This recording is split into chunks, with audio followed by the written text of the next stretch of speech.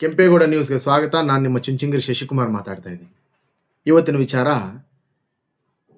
ಸಾರಿಗೆ ನೌಕರರ ಬೇಡಿಕೆ ಈಡೇರಿಸಲು ಮಾರ್ಚ್ 2 ತನಕ ಗಡುವು ವಾರ್ನ್ ಮಾಡಿದ್ದಾರೆ ಸಾರಿಗೆ ಇಲಾಖೆಯವರು. ಆದರೆ ಸರ್ಕಾರ ಮಾತುಕತೆಗೆ ಸಿದ್ಧ ಇದೆ ಅಂತೇಳಿ ಸಚಿವ ರಾಮಲಿಂಗಾರೆಡ್ಡಿ ಅವರು ಹೇಳಿದರು. ನಮ್ಮ ಕಡೆಯಿಂದ ಅವರಿಗೆ ಕೃತಜ್ಞತೆ ಸಲ್ಲಿಸ್ತೀನಿ. ಯಾರಿಗೆ? ಸಚಿವ ರಾಮಲಿಂಗಾರೆಡ್ಡಿ ಅವರಿಗೆ. ಯಾಕೆಂತಂದರೆ ಸರ್ಕಾರ ಇಷ್ಟು ವರ್ಷಗಳಿಂದ ಸಾರಿಗೆ ನೌಕರರ ಮೇಲೆ ಬೇರೆ ಎಲ್ಲ ಇಲಾಖೆಗಳಿಗೂ ಅಟ್ ಎ ಟೈಮ್ ಸ್ಯಾಲ್ರಿ ಆಗುತ್ತೆ. ಅವ್ರದ್ದು ಮಾತ್ರ ಈ ಕೂಲಿ ಕಾರ್ಮಿಕರ ಥರ ಅಷ್ಟಷ್ಟು ತಿಂಗಳದ್ದು ಹಿಡ್ಕೊಂಡು ಸ್ಯಾಲ್ರಿಗಳು ಪೇ ಮಾಡೋದು ಅವ್ರಿಗೆ. ಇವತ್ತು 38 ತಿಂಗಳ ಕಾಲ ಬಾಕಿ ಮೊತ್ತ ಇತ್ತು. ಅದರಲ್ಲಿ 26 ತಿಂಗಳು ನಾವು ಕೊಡಲಿಕ್ಕೆ ರೆಡಿಯಾಗಿದ್ದೀವಿ. ಜೊತೆಗೆ ವೇತನ ಪರಿಷ್ಕರಣೆಗೆ ಅಂದರೆ ಅದನ್ನು 4 ವರ್ಷಕ್ಕೆ ರೈಸ್ ಮಾಡಬೇಕಂತೆ. ಇನ್ಕ್ರಿಮೆಂಟ್ ಸ್ಯಾಲ್ರಿ ಕಾನೂನುಬದ್ಧ, ಸಂವಿಧಾನದಲ್ಲೇ ಇದೆಯಂತೆ. ಆ ಒಂದು ಸಿಬ್ಬಂದಿಗೆ ವೇತನವನ್ನು ನಾವು ರೈಸ್ ಮಾಡ್ತೀವಿ ಅಂತಕ್ಕಂಥ ಮಾತನ್ನು ಸರ್ಕಾರ ಒಪ್ಪಿಕೊಂಡಿದೆ. ಇದನ್ನು ನೀವು ಮನಗಾಣಬೇಕು ಅಥವಾ ಅರಿತು ಈ ಏನು ನೀವು ಕೊಟ್ಟಿರ್ತಕ್ಕಂಥ ಡೆಡ್ಲೈನ್ ಮಾರ್ಚ್ 2, ಅದಕ್ಕೆ ಮುಷ್ಕರಕ್ಕೆ ನೀವು ಯಾರು ಕೂಡ ಸಹಕಾರ ಕೊಡದೆ ನಿಮ್ಮ ಕೆಲಸದಲ್ಲಿ ನೀವು ತೊಡಗಿರಿ ಅಂತಕ್ಕಂಥ ಮಾತನ್ನು ಸರ್ಕಾರ ಹೇಳಿದೆ. ಆದರೆ ಈ ವಿಳಂಬಕ್ಕೆ ಕಾರಣ ಏನು? ಸಾರಿಗೆ ನೌಕರರು ಪ್ರತಿ ವರ್ಷನೂ ಈ ಮುಷ್ಕರಗಳು ಅವ್ರದ್ದೇನು ಒಂದು ದೊಡ್ಡ ಈ ಮಿಲ್ಟ್ರಿ ಥರ ಅವ್ರದ್ದು ವರ್ಷನೂ ಅವ್ರದ್ದು ಪಾಪ ಸಮಸ್ಯೆ. ಯಾವುದೋ ಒಂದು ಸರ್ಕಾರ ಕೊಟ್ಬಿಟ್ಟಿದ್ರೆ ಆಗ್ತಾ ಇತ್ತು. ಅದನ್ನು ಈ ಸರ್ಕಾರಗಳು ಕೂಡ ಏನೋ ಪಾಪ ಅವ್ರಿಗೆ ಒಂದು ಸ್ವಲ್ಪ ಅವ್ರ ವಿಚಾರದಲ್ಲಿ ಎಣಗಾಡ್ತಾ ಇದೆ ಸರ್ಕಾರಗಳು ಕೂಡ. ಈ ಯಾಕೆ ಅಂತಂದರೆ ಸರ್ಕಾರ ಕೆಲವು ಕಾರಣಗಳು ಕೊಡ್ತಾ ಇದೆ. ಲೇಟ್ ಮಾಡಿದ್ದು ಯಾಕೆ ಪೇಮೆಂಟ್ಗಳನ್ನ ಅಂದರೆ, ಈ XMLA ಶ್ರೀನಿವಾಸ್ ಮೂರ್ತಿ ಅಂತಕ್ಕಂಥವರ ಏಕಸದಸ್ಯ ಸಮಿತಿಯನ್ನು ನಿರ್ಮಾಣ ಮಾಡಿಕೊಂಡು ಆ ಸಮಿತಿಗೆ ಪವರ್ ಕೊಟ್ಟಿದೆ. ಎಷ್ಟು ಕೊಡಬೇಕಾಗಿದೆ, 38 ತಿಂಗಳಲ್ಲಿ ನಾವು ಎಷ್ಟು ಕೊಡಬೇಕು ಅವರಿಗೆ, ಸರ್ಕಾರದಲ್ಲಿ ಎಷ್ಟು ಅಮೌಂಟ್ ಇದೆ, ಅದನ್ನೆಲ್ಲ ಯಾವ ಥರ ನಾವು ಕೊಡ್ಬೋದು ಅವರಿಗೆ, ನಮ್ಮಲ್ಲಿರ್ತಕ್ಕಂಥ ಸಂಪನ್ಮೂಲಗಳನ್ನು ಅಂದರೆ ಇವಾಗ ಕೊಟ್ಟಿರ್ತಕ್ಕಂಥ ಗ್ಯಾರಂಟಿಗಳು ಸೇರಿಕೊಂಡು ಇವುಗಳಿಗೂ ತೊಂದರೆ ಆಗಬಾರ್ದು, ಮತ್ತು ಸಿಬ್ಬಂದಿಗೂ ಕೊಡಬೇಕು. ಇಲ್ಲಾಂದರೆ ಅವ್ರು ಮುಷ್ಕರ ಅಂತವ್ರೆ. ಇವಾಗ ಅವರು ಓವರ್ ಈಟಲ್ಲಿದ್ದಾರೆ. ಅವರು ಏನಾಗುತ್ತೋ ಗೊತ್ತಿಲ್ಲ, ದಂಡಯಾತ್ರೆಗಳಿದ್ದಂಗೆ. ಅವ್ರು ಎಷ್ಟು ವರ್ಷ ಅಂತ ನೋಡ್ತಾರೆ ಸಾರಿಗೆ ಅವರು ಅಲ್ವಾ? ಆ ವಿಚಾರದಲ್ಲಿ ಇವರೊಂದು ಕಮಿಟಿ ಹಾಕಿದಾಗ ಅವರ ತೀರ್ಮಾನ 26 ತಿಂಗಳದು ಕೊಡಬಹುದು ಅಂತಕ್ಕಂಥ ಒಂದು ವರದಿ ಬಂದಿದೆಯಂತೆ. ಅದರ ಜೊತೆಗೆ 224 ಕೋಟಿ ಈ ಅನುದಾನವನ್ನು ಕೂಡ ಇವರು ಮೀಸಲಿಡಬೇಕಾಗಿತ್ತಂತ ಅಮೌಂಟ್ ಕೊಡಲಿಕ್ಕೆ, ಯಾವುದರಲ್ಲಿ? ಬಜೆಟಲ್ಲಿ. ಆದರೆ ಇದನ್ನು ಯಾವುದು ಕೂಡ ಮೀಸಲಿಡದೇನೆ ಆದರೂ ನಾವು ಕೊಡ್ತೀವಿ ಅಂತಕ್ಕಂಥ ಮಾತನ್ನು ಸರ್ಕಾರ ಹೇಳಿದೆ. 2019 ಮತ್ತು 23 ಅವಧಿಯಲ್ಲಿ 4,900 ಕೋಟಿ ಸಾಲ ಉಳಿಸ್ಕೊಂಡಿತ್ತಂತೆ ಸರ್ಕಾರ. ಅದನ್ನು ಇವಾಗ ಇವರು ಕಟ್ಟಬೇಕಾಗಿರ್ತಕ್ಕಂಥ ತಲೆನೋವು ಕಾಂಗ್ರೆಸ್ ಸರ್ಕಾರದ್ದಾಗಿದೆ ಅಂತಕ್ಕಂಥ ವಾದವನ್ನೆಲ್ಲ ಈ ಒಂದು ಕಮಿಟಿ ಸದಸ್ಯ ಮತ್ತು ಈ ಸರ್ಕಾರ ಹೇಳ್ತಾ ಇದೆ. ಅವರಿಗೆ ನೀವು ಅರ್ಥಕೊಳ್ಳಿ, ನಮ್ಮ ಕಷ್ಟ ಹೀಗಿದೆ ಅಂತ. ಆದರೆ ಇವರು ನಾವೇನು ನಿಮ್ಮ ಜೋಬಿಂದ ಕೇಳ್ತಾ ಇಲ್ಲ ಅಥವಾ ಭಿಕ್ಷೆ ಕೇಳ್ತಾ ಇಲ್ಲ, ನಮ್ಮ ದುಡ್ಡು ನಮಗೆ ಕೊಡಿ ಅಂತಕ್ಕಂಥ ಮಾತನ್ನು ಹೇಳ್ತಾ ಇದ್ದಾರೆ. ನಾವು ಕಷ್ಟಪಟ್ಟಿದ್ದೀವಿ, ಆ ದುಡ್ಡು ಕೊಡಿ.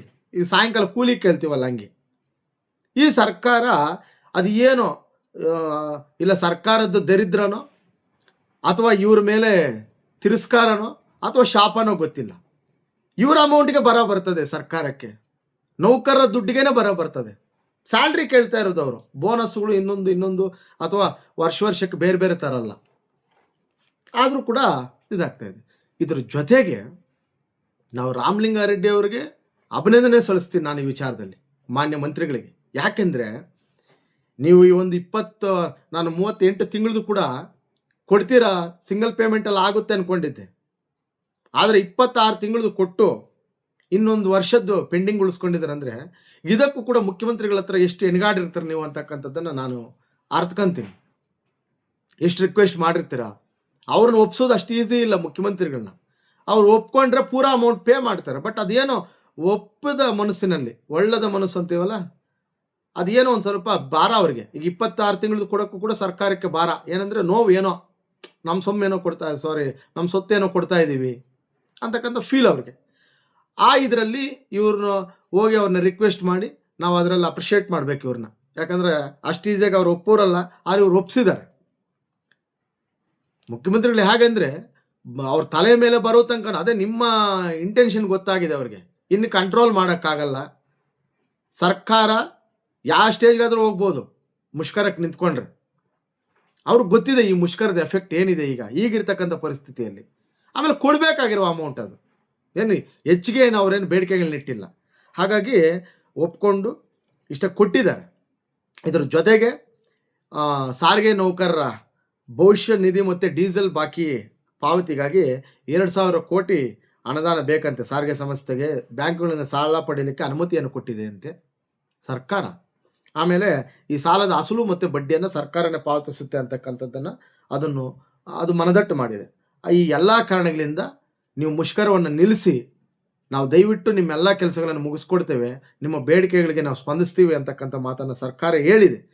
ಆಮೇಲೆ ವೇತನ ಪರಿಷ್ಕರಣೆ ಬಗ್ಗೆ ನಾವು ಸಿದ್ಧ ಇದ್ದೀವಿ, ನೀವು ಬನ್ನಿ ಅಂತಕ್ಕಂಥದ್ದು 4 ನಿಗಮಗಳ MD ಅವರ ಜೊತೆ ಸಭೆಯನ್ನು ಮಾಡ್ತೀವಿ ಅಂತಕ್ಕಂಥ ಮಾತನ್ನು ಕೂಡ ಇವರು ಮಾನ್ಯ ಸಚಿವರು ಹೇಳಿದ್ದಾರೆ. ಪ್ರತಿಭಟನೆಯನ್ನು ಕೈ ಬಿಡಬೇಕು, ಎಷ್ಟು ಪರ್ಸೆಂಟೇಜ್ ವೇತನವನ್ನು ನಿಮಗೆ ರೈಸ್ ಮಾಡಬೇಕಾಗಿದೆ ಅದನ್ನು ಚರ್ಚೆ ಮಾಡೋಣ. ಆಮೇಲೆ ಈ ಸಾರಿಗೆ ನೌಕರರು ಜಂಟಿ ಸಮಿತಿ ನಿರ್ಧಾರಕ್ಕೆ ಒಪ್ತಾ ಇಲ್ಲ.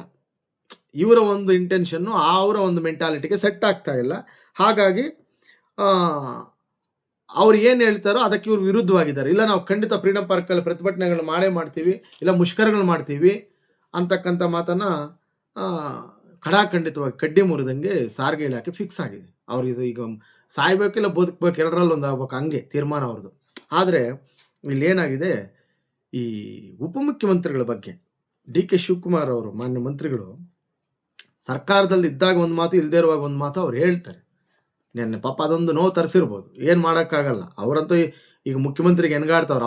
ಅವರ ಒಂದು ಮೈಂಡ್ ಸೆಟ್ ಏನಾಗಿದೆಯೋ ಗೊತ್ತಿಲ್ಲ. ಈಗ ಎಲ್ಲರನ್ನ ಹೊಂದಾಣಿಕೆಯಿಂದ ಕರ್ಕೊಂಡೋಗಿ ಅವ್ರು ಮನವೊಲಿಸ್ತಕ್ಕಂಥ ಕೆಲಸ ಮಾಡಬೇಕಾಗಿದೆ. ಹೇಳೋದನ್ನೇ ನೀಟಾಗಿ ಹೇಳ್ಬೇಕಲ್ವಾ. ಈ 38 ತಿಂಗಳು ಬಾಕಿ ಇತ್ತು, 26 ತಿಂಗಳದ್ದು ಕೊಡ್ತಾ ಇದ್ದೀವಿ, ಅಥವಾ ನೆಕ್ಸ್ಟ್ 6 ತಿಂಗಳಲ್ಲಿ ಅದನ್ನು ಕೊಡ್ತೀವಿ. ಈಗ ವೇತನ ಪರಿಷ್ಕರಣೆಯನ್ನು ಮಾಡ್ತಾ ಇದ್ದೀವಿ. ನಿಮ್ಮೆಲ್ಲ ಸಮಸ್ಯೆಗಳಿಗೂ ನಾವು ಸ್ಪಂದಿಸ್ತೀವಿ. ಸರ್ಕಾರ ಕೂಡ ಕಷ್ಟ ಇದೆ, ನಮಗೆ ಗೊತ್ತಿಲ್ಲದೆ ನಾವು ಗ್ಯಾರಂಟಿ ಯೋಜನೆಗಳು ಕೊಟ್ಟಿದ್ದೀವಿ, ತಡ ಬುಡ ಇಲ್ಲ, ಸಾಧಕ ಬಾಧಕಗಳ ಬಗ್ಗೆ ನೋಡಿಲ್ಲ ನಾವು. ಆ BJPನ ಮುಗಿಸಿ ನಾವು ಬರಬೇಕಾಗಿತ್ತು, ಅದಕ್ಕೆ ಇಲ್ಲಿ ಇರಬಾರ್ದೆಲ್ಲ ಹೇಳಿಕೆಗಳು ಕೊಟ್ಟಿದ್ದೀವಿ. ಈಗ ಅವನ್ನ ನಡೆಸ್ಕೊಂಡು ನಿಮ್ಮನ್ನು ಬಲಿ ಕೊಡ್ತಾ ಇದ್ದೀವಿ, ದಯವಿಟ್ಟು ಕ್ಷಮೆ ಇರಲಿ ಅಂತ ಕೇಳಬೇಕಾಗಿತ್ತಲ್ವ ಸಾರಿಗೆ ಅವರಿಗೆ. ಇಲ್ಲ, ಅದು ಕೊಡ್ತಾ ಇರೋದು ಹೆಚ್ಚಂತೆ ಅವರ ಹೇಳಿಕೆ ಉಪಮುಖ್ಯಮಂತ್ರಿಗಳು. ಅದಕ್ಕೆ ಅವ್ರಿಗೆ CMಗೆ ಅಷ್ಟೊಂದು ಕಷ್ಟ. ಈಗ ನೋಡಿ, ಈಗ ಏನಾಗುತ್ತೆ ಗೊತ್ತಾ, ಈ ಮನುಷ್ಯನ ಗುಣ ಹೇಗಿದ್ರೆ ಆಗಿರ್ತವೆ. DK ಶಿವಕುಮಾರ್ ಅವರು ಯಾಕೆ ಮುಖ್ಯಮಂತ್ರಿಗಳಾಗ್ತಾ ಇಲ್ಲ ಅಂದರೆ ಇದೇ ಕಾರಣಕ್ಕೆ. ಅವರ ದರ್ಪ, ಅಧಿಕಾರದ ದರ್ಪ, ಮದ ಇದೆಯಲ್ಲ, ಅದು ಅವ್ರವ್ರ ರೆಸ್ಪೆಕ್ಟ್ ಅವ್ರಿಗೆ ಕೊಡಬೇಕಾಗಿದೆ. ಸರ್ಕಾರ ನೌಕರರು ಅಂದರೆ ಯಾರು ಅಲ್ವಾ. ಈಗ ಕೊನೆ ಮೂಮೆಂಟಿಗೆ ಕೋಡ್ ಬರ್ತದೆ, 2 ತಿಂಗಳು ಎಲೆಕ್ಷನ್ ಟೈಮ್ ಇದರಲ್ಲಿ. ಆವಾಗ ನಿಮ್ಗೇನು ಪವರ್ ಇರಲ್ಲ, ಆವಾಗೇ ಅಲ್ವಾ ಗೌರ್ಮೆಂಟ್ ನಡೆಸ್ತಕ್ಕಂಥದ್ದು, ಅಧಿಕಾರಿಗಳೇ ಅಲ್ವಾ. ಅವ್ರ ಬಗ್ಗೆ ಅದಕ್ಕೆ ಮಾತು ಮನೇನು ಕಳಿಸ್ತು, ತೂತು ಒಳೆಯನ್ನು ಕೆಡಿಸ್ತು ಅಂತಕ್ಕಂಥ ಒಂದು ಗಾದೆ ಮಾತಿದೆ. ಆಮೇಲೆ ಈ ಕಾಂಗ್ರೆಸ್ ಸರ್ಕಾರದ ನೀತಿ ಹೇಗಂದರೆ ಈ ದ್ವಿಮುಖ ನೀತಿ. ಅವರು ಪವರಲ್ಲಿ ಇದ್ದಾಗ ಒಂದು ಮಾತು, ಪವರ್ ಹೋದ್ಮೇಲೆ ಒಂದು ಮಾತು. ಈ ಏನೇ ವಿಚಾರ ಇರಲಿ, ಕೊನೆಗೆ ನಾನೊಂದು ಎಲ್ಲ 4 ನಿಗಮಗಳ ಕರ್ನಾಟಕ ರಾಜ್ಯ ಸಾರಿಗೆ ನೌಕರರಿಗೆ ಒಂದು ಮನವಿಯನ್ನು ಮಾಡ್ತೀನಿ. ದಯವಿಟ್ಟು, ಅಲ್ಲ ನಾವು ಚಿಕ್ಕವ್ರು ಅಂದ್ಕೊಂಡ್ರು ಪರವಾಗಿಲ್ಲ, ಅಥವಾ ನಿಮ್ಮ ನೋವು 100 ಇದ್ರೂ ಯಾರಿಗೂ ಗೊತ್ತಾಗದೇ ಇರ್ತಕ್ಕಂಥ ವಿಚಾರ.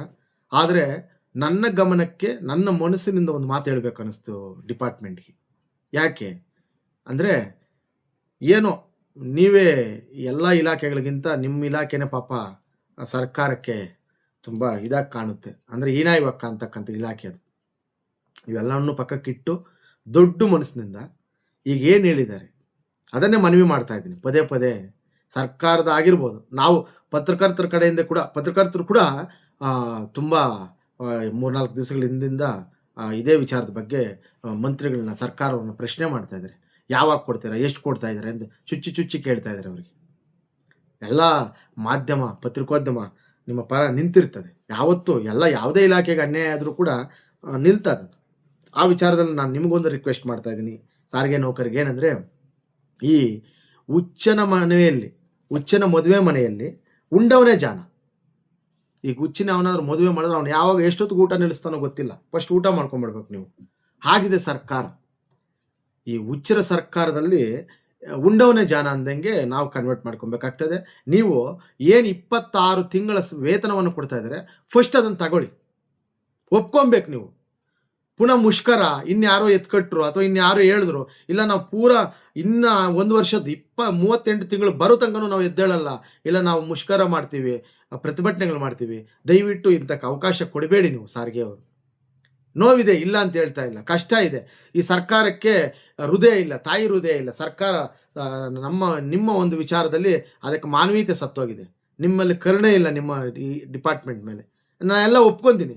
ಆದರೆ ಮನವಿ 26 ತಿಂಗಳ ವೇತನವನ್ನು ತೆಗೆದುಕೊಂಡು ಮತ್ತು ನಿಮ್ಮ ವೇತನ ಪರಿಷ್ಕರಣೆ ಏನಿದೆ, 4 ವರ್ಷಕ್ಕೆ ರೈಸ್ ಮಾಡ್ತಕ್ಕಂಥ ಸ್ಯಾಲ್ರಿ ಮೂವ್ಮೆಂಟ್ ಏನಿದೆ, ಅದನ್ನು ಚರ್ಚೆ ಮಾಡಿ ಈ 4 ನಿಗಮಗಳ MDಗಳು ಆ ಮಂತ್ರಿಗಳ ಜೊತೆ ನಿಮ್ಮ ಪರಿಷ್ಕರಣೆ ವೇತನದ ಬಗ್ಗೆ ಏನು ಯಾವ ಥರ ಎಷ್ಟು ರೈಸ್ ಮಾಡಬೇಕಾಗಿದ್ದು ಪರ್ಸೆಂಟ್ ಇದೆಲ್ಲ ಕ್ಲಾರಿಟಿ ತಗೊಂಡು ಅವರು 26 ತಿಂಗಳ ಸ್ಯಾಲ್ರಿ ತಗೊಂಡು ಇನ್ನು ಮಿಕ್ಕಿದ್ದಕ್ಕೆ ಬೇಕಾದ್ರೆ ಒಂದು ಡೇಟ್ ಫಿಕ್ಸ್ ಮಾಡಿಕೊಂಡು ಒಂದು 6 ತಿಂಗಳು ಇಲ್ಲ ನಿಮ್ಮ ಮೂಮೆಂಟ್ ನೋಡಿಕೊಂಡು ದಯವಿಟ್ಟು ಇಷ್ಟಕ್ಕೆ ಈ ಪ್ರತಿಭಟನೆಯನ್ನು ನೀವು ಮುಕ್ತಾಯ ಮಾಡಿ. ಯಾಕೆಂತಂದರೆ ಈಗ 1 ಲಕ್ಷ 2 ಲಕ್ಷ ಬರೋರು ಇರ್ತಾರೆ. ಈಗ ನಾನು ಹೇಳಿದೆ ಮೊನ್ನೆ ನಾನು ನಿಮ್ಮದೇ ವಿಚಾರ ಮಾತಾಡ್ಬೇಕಾದ್ರೆ 1 ಲಕ್ಷದಿಂದ 10 ಲಕ್ಷ ಬರೋ ನೌಕರರಿದ್ದಾರೆ ಅಂತೆ. ಈಗ 1 ಲಕ್ಷ ರೂಪಾಯಿ ಕೂಡ ಕೆಲವರಿಗೆ ದೊಡ್ಡ ಅಮೌಂಟೇ ಅಲ್ವಾ. ಹಾಗಾಗಿ ಕೊಡ್ತಕ್ಕಂಥ ಇನ್ನೇನು 1 ವರ್ಷದ್ದು ಬಾಕಿ ಇದೆ, ಕೊಡ್ತಾರೆ. ಇನ್ನು ಇಷ್ಟು 26 ತಿಂಗಳದ್ದು ನೀವು ಸೆಟ್ಲ್ ಮಾಡಿದ್ಮೇಲೆ ಇನ್ನೊಂದು ವರ್ಷದ್ದೇನಿದೆ ಫಸ್ಟ್ ಇದನ್ನು ತಗೊಂಬಿಡಿ. ಈ ಅಮೌಂಟ್ ತಗೊಂಡು ಈ ವೇತನ ಪರಿಷ್ಕರಣೆಯನ್ನು ಫಿಕ್ಸ್ ಮಾಡಿಕೊಂಡು ಬೇಕಾದ್ರೆ ಮಧ್ಯದಲ್ಲಿ ಇನ್ನೊಂದು 6 ತಿಂಗಳಿಗೂ 3 ತಿಂಗಳಿಗೂ ಬೇಕಾದ್ರೆ ಇನ್ನೊಂದು ಡೇಟ್ ಕೊಟ್ಕೊಳ್ಳಿ. ಆವಾಗ ಬೇಕಾದ್ರೆ ಮುಷ್ಕರ ಮಾಡ್ತೀವಿ ಅಂತೇಳಿ ಅಷ್ಟೊತ್ತಿಗೆ ನಿಮ್ಮದು ಮುಕ್ಕಾಲು ಭಾಗ ಅಮೌಂಟ್ ಬಂದಿರ್ತದೆ. ಎಲ್ಲ ಅಮೌಂಟ್ ಪೆಂಡಿಂಗ್ ಇಟ್ಕೊಂಡು ಧರಣಿಗಳು ಮಾಡ್ತೀವಿ, ಪ್ರತಿಭಟನೆಗಳು ಮಾಡ್ತೀವಿ ಅಂದರೆ ಈ ಸರ್ಕಾರದ ಕೈಯಲ್ಲಿ ಆಗಲಿಲ್ಲ ಅಂದರೆ ನಿಮ್ಗೆ ಇಬ್ಬಂದಿ ಆಗುತ್ತೆ ಜಾಸ್ತಿ. ನಿಮ್ಮ ಮಕ್ಕಳ ದೃಷ್ಟಿಯಿಂದ, ನಿಮ್ಮ ಫ್ಯಾಮಿಲಿ ದೃಷ್ಟಿಯಿಂದ ಈ ಒಂದು ದೊಡ್ಡ ಮನಸ್ಸು ಮಾಡಿ ಸರ್ಕಾರ ನೀವು ಹೇಗಿರಬೇಕು ಅಂದರೆ ನಗನಗ್ತಾ ಕೆಲಸ ಮಾಡಬೇಕು. ವರ್ಕರ್ಸು ನೋವಿದೆ ಆ ಎಲ್ಲ ಕೊಟ್ಟು ನನ್ನ ಲೆಕ್ಕ ಪ್ರಕಾರ ಅಷ್ಟು 38 ತಿಂಗಳದ್ದು ಕೊಟ್ಟಿದ್ರೆ ನಾನು ತುಂಬ ಮುಖ್ಯಮಂತ್ರಿಗಳು ಕೂಡ ಕೃತಜ್ಞತೆ ಸಲ್ಲಿಸ್ತಾ ಇದ್ದೆ. ಮುಖ್ಯಮಂತ್ರಿಗಳ ವಿಚಾರದಲ್ಲಿ, ಉಪಮುಖ್ಯಮಂತ್ರಿಗಳ ವಿಚಾರದಲ್ಲಿ ನಮಗೇನಂತ ದೊಡ್ಡ ಇದೇನು ಕಾಣ್ತಾ ಇಲ್ಲ. ನಿಮ್ಮ ವಿಚಾರದಲ್ಲಿ ಅವ್ರು ತುಂಬ ಯಾಕೋ ಹೀನಾಯವಾಗಿ ನಡ್ಕೊತಕ್ಕಂಥ ಪರಿಸ್ಥಿತಿ. ಮಂತ್ರಿಗಳು ಈ ವಿಚಾರದಲ್ಲಿ ತುಂಬಾ ಸ್ವಲ್ಪ ಕೆಲಸ ಮಾಡಿದ್ದಾರೆ. ಸೊ ಹಾಗಾಗಿ ನೀವು ಯಾರ ಮಾತು ಕೇಳಬೇಡಿ, ಇದಕ್ಕೆ ಪ್ರತಿಭಟನೆಗೆ ಅಂತ್ಯ ಆಡಿ ಈಗ ಹೇಳಿರ್ತಕ್ಕಂಥ ಸರ್ಕಾರ ಒಪ್ಪಂದಗಳು ಒಪ್ಕೊಳ್ಳಿ, ನಿಮ್ಮ 26 ತಿಂಗಳ ಅಮೌಂಟ್ ತಗೊಳ್ಳಿ ಅಂತ ಹೇಳ್ತಾ ಮುಂದೆ ನಿಮ್ಮಲ್ಲಿ ಒಗ್ಗಟ್ಟಿರಲಿ, ಐಕ್ಯತೆ ಏನೇ ಬಂದರೂ ಕೂಡ ಒಗ್ಗಟ್ಟು ಅಂತಕ್ಕಂಥದ್ದು ಇರಬೇಕಾಗ್ತದೆ. ನಿಮ್ಮ ನಿಗಮಗಳಿಗೆ ತೊಂದರೆ ಆಗದೇನೆ ಇರದೇ ಇರೋ ರೀತಿ ನೀವು ನಡ್ಕೊಳ್ಳಿ ಅಂತ ಹೇಳ್ತಾ ನನ್ನ ಮಾತನ್ನು ಮುಗಿಸ್ತೀನಿ.